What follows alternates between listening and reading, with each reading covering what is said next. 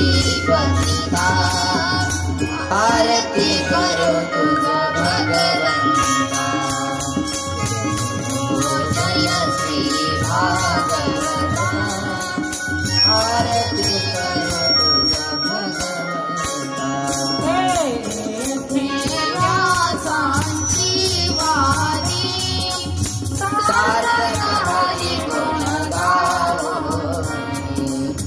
शास्त्र पुराणे मुकुटमणि परम प्रेमामृत जननी सागर सीता मानस भरता उदार दाता मोक्षदाता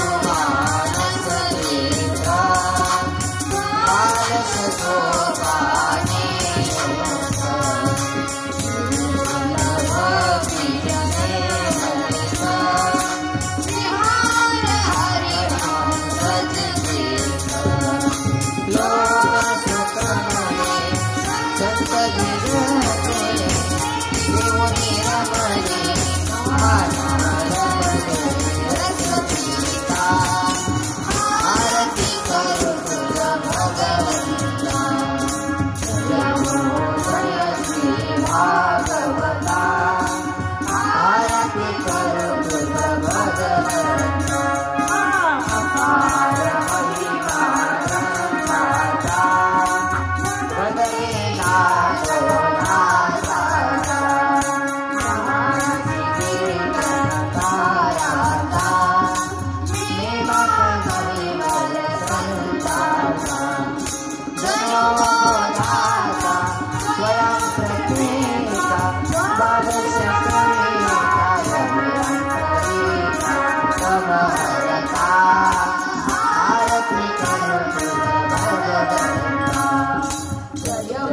जय श्री भागवता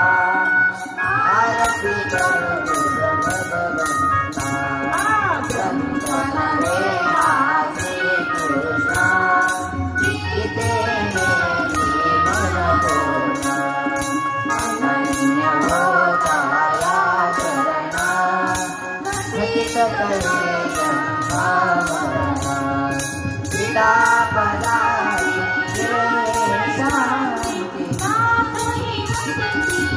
करो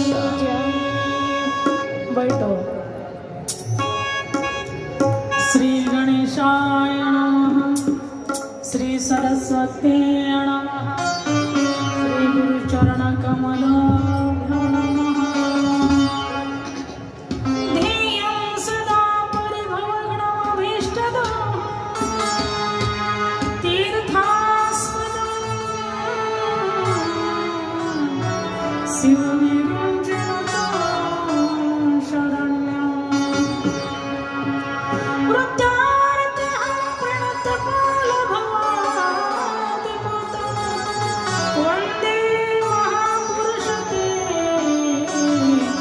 चरणारविन्दम्।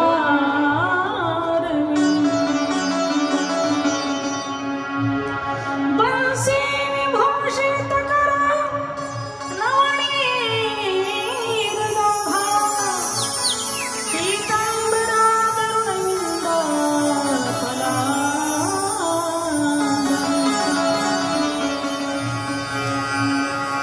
राधा मेरी स्वामिनी, मैं राधे जी का दासा, जन्म जन्म मोहे दीजियो प्रभु तुम्हें चरणन।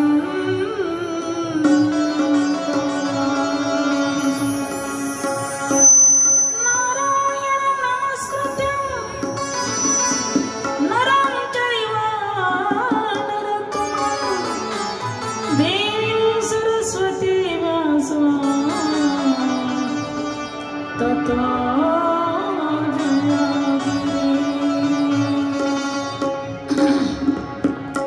ततो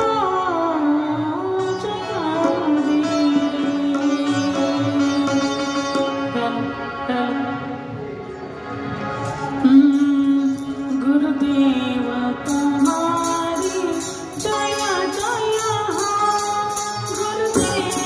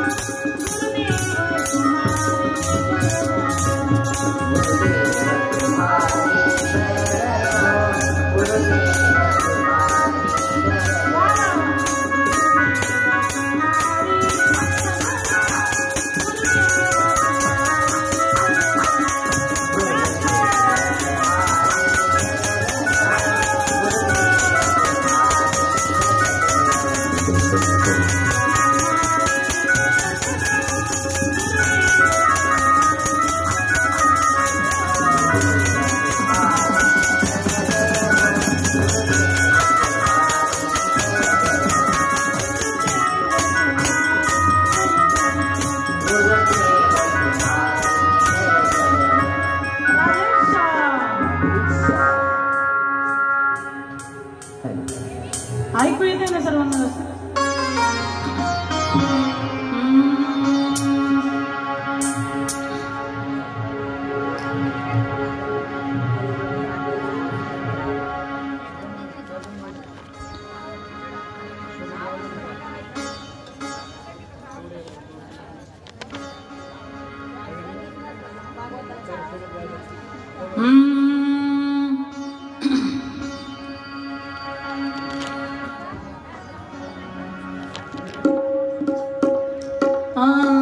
गता सप्तधुनामासा भीमसेन तमानुजा नायति वा नायति कश्वा हेतुर्नहावेदमनसा।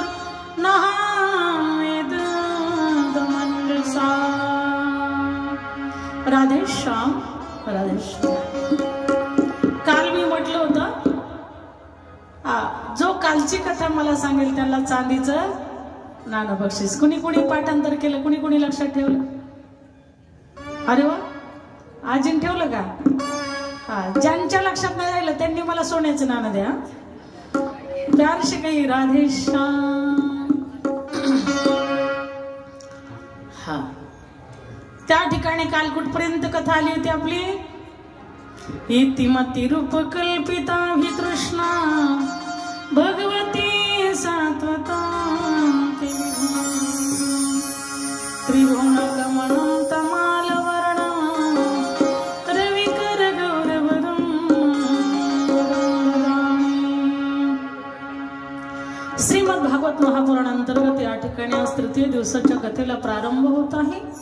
या ठिकाणी तृतीय दिवसाची कथा महान महायज्ञ तुळशी अर्चा पूजन या ठिकाणी पूर्ण महाराष्ट्रातील आलेल्या सर्व माता भगिनींच्या चरणी नतमस्तक होते। या ठिकाणी सर्व आमच्या असणाऱ्या कथेला सातकरी असणारी महाराज मंडळ यांच्या चरणी नतमस्तक होते। ज्यांच्या कृपाशीर्वादाने ही श्रीमद भागवत कथा आहे संत कैकाडी महाराज, संत रामदास महाराज यांच्या आशीर्वादाने ही श्रीमद भागवत कथा या ठिकाणी सादर होत आहे, तुळशी अर्चन होत आहे। त्यांच्या चरणी कोटी कोटी नमन। भागवत महापुराणाच्या चरणी कोटी कोटी नमन। राधेश्याम यांच्या चरणी कोटी कोटी नमन। संत विठ्ठलाई संत शांताई संत सुभद्रा यांच्या चरणी कोटी कोटी नमन। या ठिकाणी खरोखर संत विठ्ठलाईने हे अस्तर चालू केलेलं तुळशी पूजा अर्चन या ठिकाणी खूप वर्षापासून चालू असणारं हे अस्तर हे या ठिकाणी हे ज्ञान यज्ञ, भागवत पूजा, भागवत कथा आणि तुळशी पूजा या ठिकाणी या मातोश्रींच्या कोटी कोटी चरणी कोटी कोटी नमन। कारण त्यांनी आपल्याला सुंदर असा मार्ग दाखवून दिलेला आहे। संत येतातच त्याच्यासाठी, कशासाठी? तुम्हा आम्हाला मार्गदर्शन करण्यासाठी। मार्ग दावणी गेल्या दे दयानी दे संत पुढे। प्रथमतः त्यांनी ही तुळशी प्रवचन मात्र चालू केलं होतं. आता ठिकठिकाणी करतात. चांगली गोष्ट, आनंदाची गोष्ट आहे. कारण चांगल्यासाठी साधू संतांनी आपल्याला मार्ग दाखवून गेलेले आहेत. म्हणून या संत विठ्ठलाई, संत शांताई, संत सुभद्राई महान विभूती होऊन गेल्या, वैराग्य मूर्ती होऊन गेल्या. ज्यांनी आयुष्यात विठ्ठल सोडून काही बोलल्या नाही अशा आमच्या विठ्ठलाई, त्यांच्या चरणी कोटी कोटी नमन. पंढरीश पांडुरंग परमात्म्याच्या चरणी, आईसाहेब रुक्मिणीच्या चरणी या ठिकाणी कोटी कोटी नमन. आणि खरोखरच या ठिकाणी आनंद वाटत आहे. या सर्व माता भगिनी 8 दिवसाचा असणारा घराचा त्याग करून आलेला आहात. तुम्हाला सुद्धा मनापासून धन्यवाद. याच्यापेक्षा जास्ती त्याग करू नका आणि कायमचा त्याग करायचा नाही, बरं का.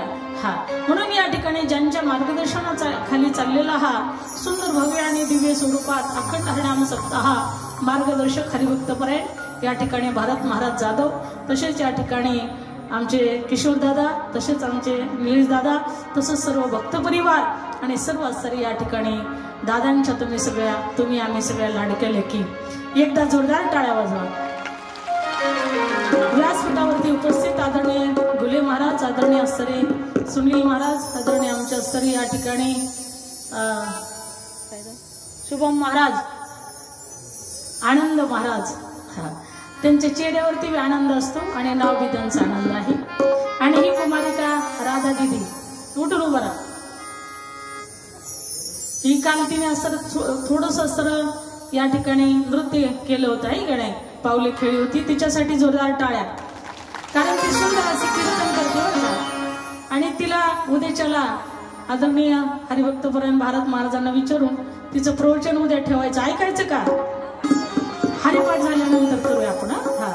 बसा खाली महाराज. तसेच या ठिकाणी गायनाचार्य कीर्तनकार हरिभक्तपरायण वैष्णव दिदी महाराज, तसेच या ठिकाणी आज आलेले या ठिकाणी आमच्या भगिनी शिक्रापूरून आलेले आहेत आमचे ज्योतिताई महाराज, यांनाही मनापासून धन्यवाद देते. त्यांच्याबरोबर आलेल्या ताई, त्यांच्याबरोबर आलेले या ठिकाणी सर्व वारकरी, आदरणीय आमच्या आरती करणाऱ्या आमच्या मावशी, गोड असा त्यांचा स्वभाव आहे. नाव तुमचं विसरलं बरं का, शोभाताई महाराज, तशाच आमच्या दुसऱ्या त्या आरती करत असतात, त्यांनाही धन्यवाद. अशा सर्व माझ्या माता भगिनींना धन्यवाद. सर्व सेवेकरी मंडळी यांना धन्यवाद. या ठिकाणी कार्यक्रमाला सुरुवात. गता सप्तधुनामासा भीमसेना तवानुज नायती कश्यवाही तुर नहामी दुध मंद साहा.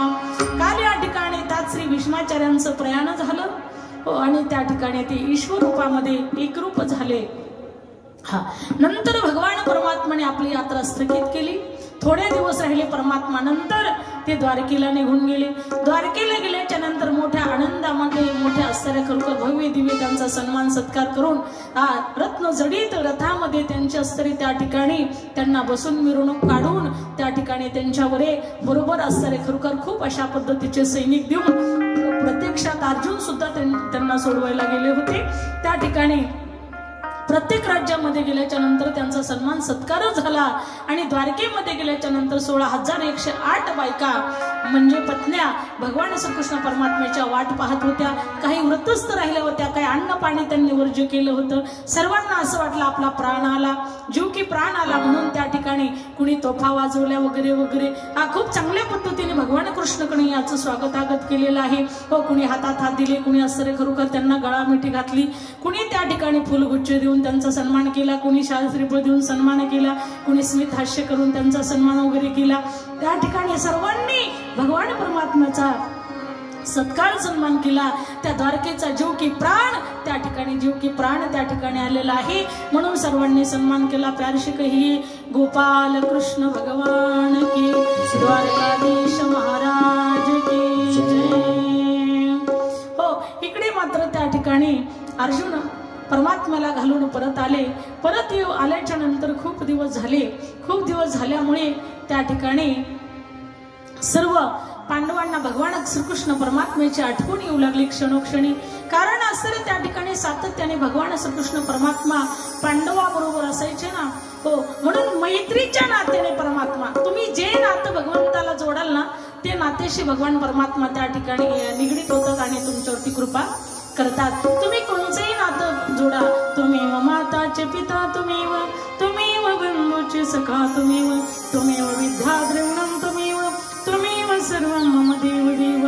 ओ माताचं जोडवा, पिताचं जोडवा, कुठलंही नातं जोडा. म्हणून त्या ठिकाणी गोपिकांनी भगवान परमात्म्याला पती रूपाने प्राप्त व्हावा म्हणून अशा पद्धतीचं नातं जोडलं होतं. परंतु या ठिकाणी जे भक्त आहेत, कुणी आपला परमात्मा माता आहे, परमात्मा पिता आहे, या जे तुम्ही नातं जोडाल त्या नात्याने भगवान परमात्मा तुमच्या पुढे प्रगट होईल. कारण का, आमचा भगवान परमात्मा त्या ठिकाणी महाराज ज्यावेळी चोखोबरायच्या पत्नीचं बाळंतपण करायचं होतं ना, तर आमचे भगवान परमात्मा त्या ठिकाणी चोखोबरायची बहीण म्हणून त्या ठिकाणी आलेले होते. म्हणून माझ्या भगवंताला असणारा खरोखर हा नटधारी आहे. तुम्ही ज्या रूपाने माझ्या परमात्म्याची सेवा कराल ना, त्या रूपाने माझा भगवंत तुमच्या पुढे प्रगट होईल. हो, तुमच्या पुढे प्रगट होईल. प्यार से कहिए राधे श्याम. म्हणून त्या ठिकाणी हे कृष्ण ही यादव हे सकेती. म्हणून त्या ठिकाणी भगवान परमात्म्याची सातत्याने आठवण येऊ लागली. आठवण आल्यामुळे इकडे असताना खरोखर अर्जुनाला पाठवलं. कारण असताना खरोखर जा म्हटले, खूप दिवस झाले परमात्मा गेलेले आहेत. ती काढलं असताना खरोखर खुशाली काहीच कळायला तयार नाही. तेव्हा फक्त पत्र व्यवहार असतील, फोन वगैरे काही नव्हते. आता अमेरिकेतून इथं व्हिडिओ कॉल केला की तल्ला कार्यक्रम तिथं दिसतो, तिथला कार्यक्रम इथं दिसतो. ऐक नाही, एकदा मी असं फेसबुकला पाहिलं तर त्या ठिकाणी खरोखर अमेरिकेमध्ये मुलगा होता आणि इकडे महाराष्ट्रामध्ये मुंबईला मुलगी होती. त्यांचं असताना खरोखर ऑनलाईन लग्न झालं. ऑनलाईन कसं झालं? लग्न ऑनलाईन झालं. लग्न ऑनलाईन झालं. 1 वर्ष झालं, 2 वर्ष झालं, 3 वर्ष झालं, 4 वर्ष झालं, 5 वर्ष झालं. मुलगा कुठं अमेरिकेला, मुलगी कुठं मुंबईला. मुलगा म्हणला 10 वर्ष लग्नाला झालं तरी पोरबाळ होईना. मग म्हटलं चला एका बुवाकडे, त्यांना कळतं भविष्य. त्यांच्याकडे गेल्याच्या नंतर बाबांनी नारळ टाकला की त्यांचा सक्षमच व्हायचा. नारळ टाकल्याच्या नंतर मुलं झालं समजायचं. त्या ठिकाणी तो बाबाकडे गेला आणि गेल्याच्या नंतर प्रणाम केला. तद्विधी प्रणिपातेन परिप्रश्नेन सेवया उपदेक्षन्ति ते ज्ञानम नाणीन सत्वदर्शना. प्रणाम केला बाबाजी, प्रणाम प्रणाम प्रणाम प्रणाम प्रणाम प्रणाम. बाबाजी म्हटलं ठीक आहे ठीक आहे ठीक आहे. किसके लिए आये हो?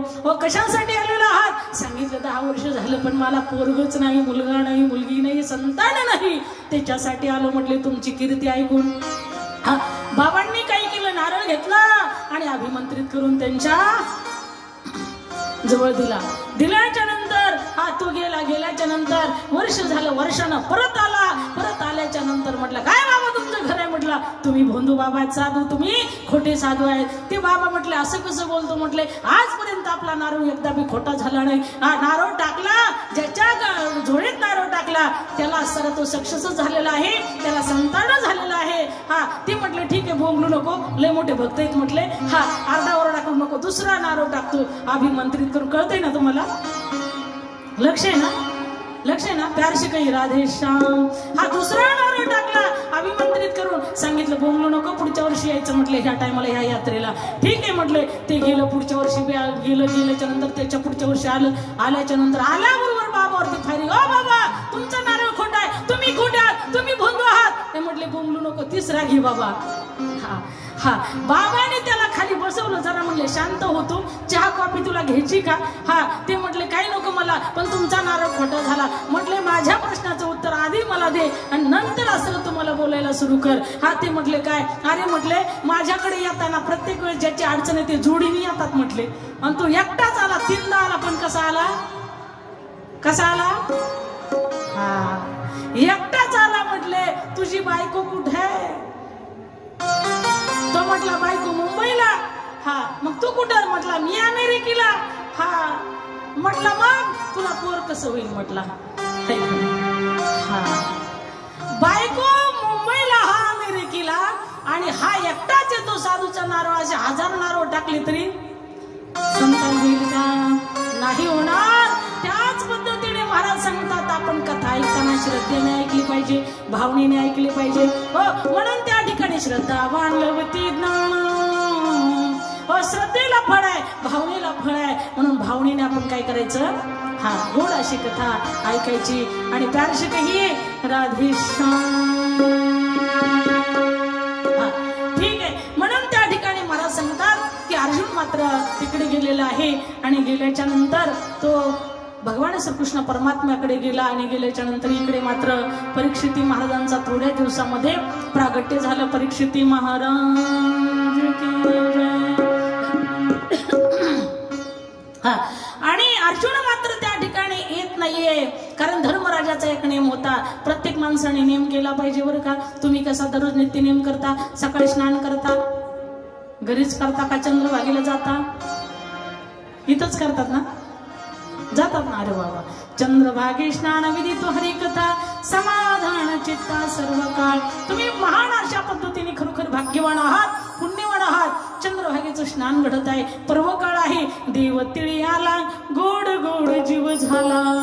हा देव आपल्याला तिळी आलेला आहे, म्हणून आपला गोड असा जीव झालेला आहे. कारण देव तिळी आला पाहिजे हो. दुसरे जग कुठे बी भरकटू द्या, फक्त देवाला धरा बरं का तुम्ही. हा, ज्याच्या मागे देव आहे ना, त्याला कुणाच्याच पाया पडायची गरज नाही महाराज. म्हणून देव तिळी आला, गोड गोड जीव झाला. आता संक्रांतीला तिळगुळ तिळगुळ घ्या, गोड गोड बोला. हा, मी म्हणते त्या ठिकाणी गोड गोड बोला, तिळगुळ घ्या, पण कुणाच्या लावा लाव्या करू नका. एवढा सारा मंत्र आयुष्यामध्ये घ्या. हा, त्या ठिकाणी खरोखर सुनेला सुनासारखं सांगा, लेकीला लेकीसारखं सांगा, सासूने सासूसारखं राहा, आणि त्या ठिकाणी खरोखर आईसारखं राहा.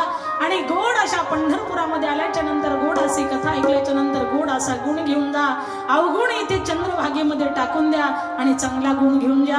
कारण भगवंताचं नामचिंतन अहोरात्र करा. मी कालच तुम्हाला सांगून गेली, वृज की नंदलाला, राधाजी की सावरिया, सब दुख दूर हुए जब तेरा नाम लिया.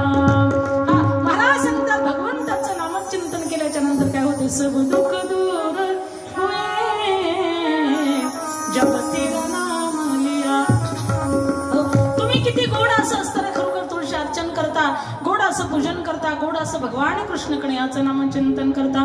ओम श्री कृष्णाय नमः, ओम श्री कृष्णाय नमः, ओम श्री कृष्णाय नमः, ओम श्री कृष्णाय नमः, ओम श्री कृष्णाय नमः. व्यासपीठ चालक आमच्या आदरणीय या ठिकाणी संयोजकताई सुंदर असं तुम्हाला मार्गदर्शन करतात आणि तुम्ही सुंदर असं भगवान परमात्म्याचं नामचिंतन करतात. तुमचं जीवन सफल झालं म्हणायचं, पावन झालं म्हणायचं. का? महाराज सांगतात, हे कुणाच्या भाग्यामध्ये आहे. पुण्य फळले बहुत दिसा, भाग्य उदयाचा ठसा, झालो सन्मुख तो कैसा, संत चरण पावलो आजी फिटले माझे कोडे, भव दुःखाचे साकडे कोंदटले होते पुढे. महाराज सांगतात, अशा पद्धतीने आपलं सगळं कोड संकट त्या परमात्म्याच्या चरणापाशी गेल्याच्या नंतर नष्ट होतं. म्हणून ठीक आहे, म्हणून त्या ठिकाणी महाराज सांगतात, परीक्षिती महाराजांचा जन्म झाला, अवतरण झालं. इकडे असताना खरोखर अर्जुन मात्र द्वारकेकडेच आहे. त्या ठिकाणी मला सांगायचं होतं की धर्मराजाचा नियम होता, तसं तुम्ही जो आता 7 दिवस नियम करता ना, तसं घरी गेल्यावर सुद्धा नियम करा बरं का. नाही तर देव धर्म सांदी पडिले सकळ, विषयी गोंधळ गाजतसे, विषय ओढी भुलले जीव, आता याचे कोण करील किंवा, नुपजे नारायणी भाव पावणे ठावा नरदेहे. महाराज सांगतात, जसा इथे नेम करतात तसा घरी गेल्यावर सुद्धा नेम करा. देवपूजा करण्याचा नेम करा, भगवान कृष्ण कन्हैयाला तुळशी अर्पण करण्याचा नेम करा, भगवान कृष्ण कन्हैयाचा नमस्कार करा, भगवान कृष्ण कन्हैयाला पाणी घाला, भगवान श्रीकृष्ण परमात्म्याची पूजा करा. ओम श्री कृष्णाय नमः, ओम श्री कृष्णाय नमः, ओम श्री कृष्णाय नमः. इथे बिनधास्त पूजा तुम्ही करताना घरी फक्त असताना खरोखर 10 मिनिटं करा. म्हणून महाराज सांगतात, नित्य नेमाला सुद्धा फार महत्व आहे. नित्य नेमणा मी तो प्राणी दुर्लभ, लक्ष्मी वल्लभ तयाजवळी, हरिमुखे म्हणा हरिमुखे म्हणा, पुण्याची गणना कोण करी. भगवान परमात्मा त्या ठिकाणी जो नित्यनेम करतो का, तो भक्त सुद्धा माझ्या परमात्म्याला खूप आवडतो. कारण का, माझ्या धर्मराजाचा नेम होता कोणचा, सकाळी उठलं की स्नान करायचं, तुळशीला पाणी घालायचं, मंदिरामध्ये जायचं, भगवंताचं दर्शन करायचं, गाईला घात चारायचा आणि नंतरच त्या ठिकाणी आपल्या उद्योगाला लागायचं, कामाला लागायचं. अशा पद्धतीने त्या ठिकाणी धर्मराजाचा नेम होता. इकडे मात्र धर्मराजा मंदिरामध्ये गेलेले आहेत, परंतु त्या ठिकाणी अघटित घडलं, नको ते घडलं. कारण देवमूर्तींच्या डोळ्यामध्ये वासरू वाहत होते, पाणी येत होतं. देवमूर्तींच्या डोळ्यामध्ये पाणी पाहून धर्मराजाच्या अंगावरती शेंडे आले, काटे आले, थरकाप सुटला, डोक्यात मुंग्या आले. अरे हे काय घडतंय विपरीत, म्हणून धर्मराजाला काळजी वाटू लागली. त्या ठिकाणी धर्मराजा दुःखी झाले. येता येता असताना मंदिरातून त्यांना आणखी एक अपशकुन झाला की एक मुलगा आपल्या आईला आणि वडिलांना ताडण करत आहे. मी तुझ्यासाठी जीवन जाळिले रे बाळा तुम्ही नाही तुझ्यासाठी जीवन जाळिले रे बाळा तुम्ही नाही पाणी पाजले मी तुझ्यासाठी जीवन जाळिले रे बाळा तुम्ही नाही पाणी पाजले मी तुझ्यासाठी जीवन जाळिले रे बाळा तुम्ही नाही पाणी पाजले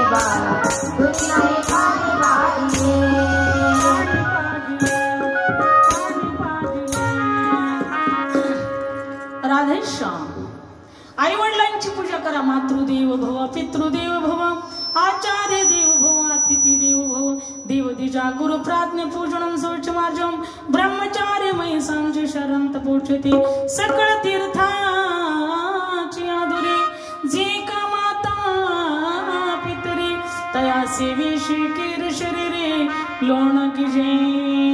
आई वडिलांना सांभाळायचं त्या ठिकाणी शिका. मुलींना सांगा सासवांना चांगला जीव लावा.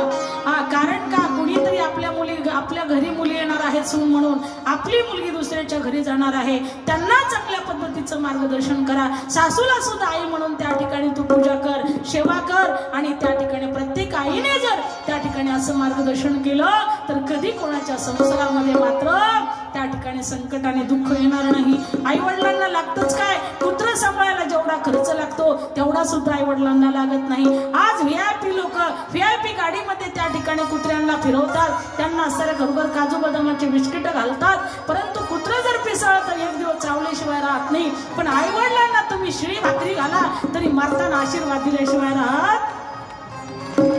हा म्हणून मातृदेव भव, पितृदेव भव, आचार्य देव भव, अतिथी देव भव. धर्मराजाने पाहिलं, जाता जाता अरे म्हटले एक मुलगा मात्र आईला ताडण करत होता, बापाला मारत होता, आईला मारत होता. हे पाहून जास्ती त्यांना धक्का बसला, त्यांच्या अंतकरणातले ठोके वाढले आणि तसेच ते रडत रडत मात्र डोळ्यातून अश्रू वाहतायत. महालामध्ये गेल्याच्या नंतर त्या ठिकाणी बसले राजसिंहासनावरती. तेवढ्यामध्ये भीमसेन तिथे आला, म्हणजे भीमदादा तिथे आला. भीमदादाला प्रश्न केला, अरे भीमदादा 7 महिने झालं अर्जुन द्वारकेला गेलेला आहे, अजून काय येत नाही. गता सप्तधुना मास भीमसेन तवानुजा नायती कश्यवाही तुर नहामेद दमंजसा. 7 महिने झालं अजून काय येत नाही. मी चित्र पाहिले रे, मला धक्का बसत आहे असं म्हणून भीमदादाशी चर्चा चालू आहे. तेवढ्यामध्ये अर्जुन आला आणि त्यांच्या पुढे उभा राहिल्याच्या नंतर अर्जुनाचं निरीक्षण केलं. अर्जुनाचा चेहरा पडलेला आहे, चेहरा काळा कुट्ट झालेला आहे, निस्तेज झालेला आहे. अरे याच्याकडून काही दोष झाला की काय, पाप घडलं की काय, त्याला प्रश्न विचारायला सुरुवात केली राजा धर्माने. अरे धर्म हा धर्मच होता. धर्माने विचारलं, अरे बेटा अर्जुन असा का तू उभा आहे, अरे तुझा चेहरा का काळवंडला आहे, अरे तुझं तेज नष्ट का झालेला आहे, अरे तुझ्याकडून काय झालं, काय चूक झाली ते तरी आम्हाला सांग. तुझ्याकडून ब्रह्महत्या झाली का, एखाद्या ब्राह्मणाला मारलं का. हो अर्जुन काहीच बोलत नाही. अरे तुझ्याकडून गोहत्या झाली का, अर्जुन काहीच बोलत नाही. अरे तुझ्याकडून स्त्री हत्या झाली का, अर्जुन काहीच बोलत नाही. अरे तू भोजन करताना एखाद्या बालगोपाळाने तुला जेवायला मागितलं तू दिलं नाही, असं झालं का, अर्जुन काहीच बोलत नाही. अनेक प्रश्नाच्या खरोखर रांग लावली पण अर्जुनाचं एकही उत्तर येत नाहीये. अर्जुन त्या ठिकाणी काळवंडल्याच्या चेहऱ्यासारखा पुढे उभाच ठाकलेला आहे. त्या ठिकाणी डोळ्यातून अश्रू वाहतात अर्जुनाच्या आणि काळवंडला चेहरा आहे, निस्तेज झालेला आहे. त्या ठिकाणी धर्माने प्रश्न केला, अरे माझा सखा, माझा परम सखा, माझा कृष्ण कन्हैया, माझ्या कृष्णाचा परिवार ते तर ठीक आहेत ना? असा प्रश्न केल्याबरोबर त्या ठिकाणी अर्जुनाने मोठ्याने हंबरडा फोडला, धर्मराजाच्या गळ्याला मिठी मारली आणि मोठ्याने रडू लागला. हे महाराज धर्मराजा, अरे काहीच ठीक राहिलं नाही.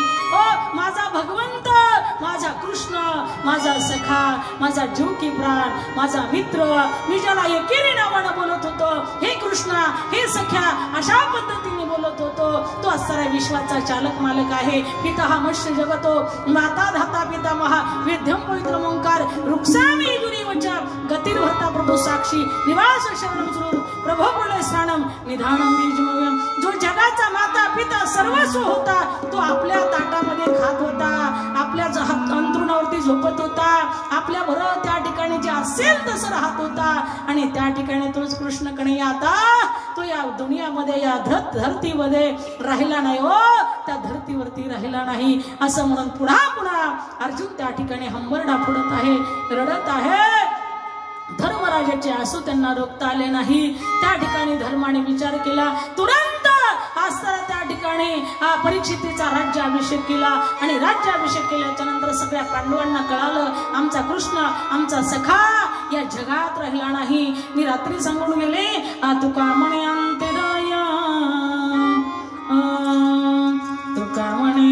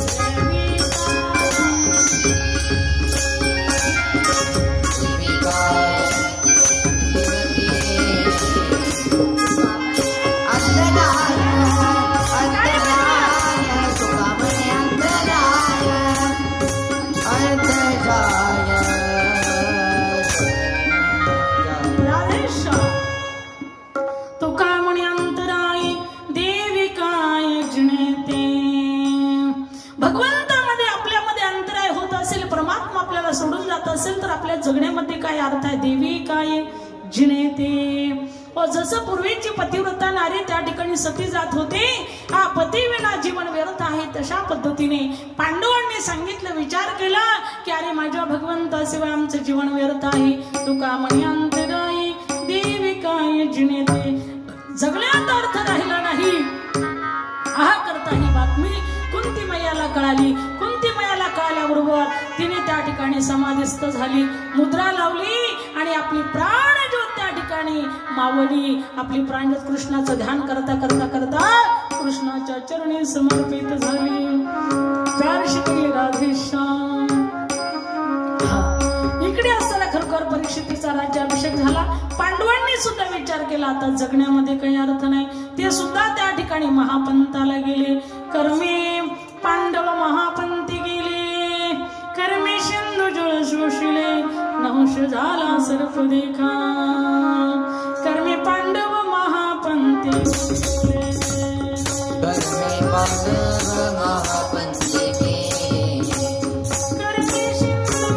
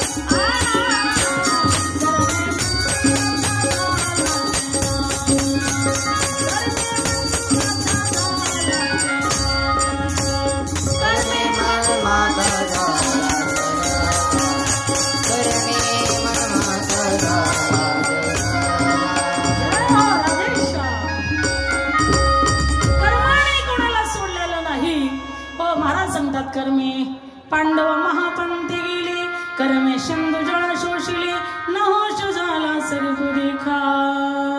कर्माने कुणाला सोडलं का नाही नाही, कर्माती शंभू माणी आपण, किती पळसी कर्मा भेण, बाप रखुमाळ देऊर विठ्ठल शरण, केली कर्म निवारी नारायण. कर्म चांगलं करा, कर्म तुमची साथ कधी सोडत नाही. तुम्ही चांगलं कर्म केलं, चांगलं कर्म तुमची साथ सोडत नाही. तुम्ही वाईट कर्म करा, वाईट कर्म सुद्धा तुमची साथ सोडत नाही.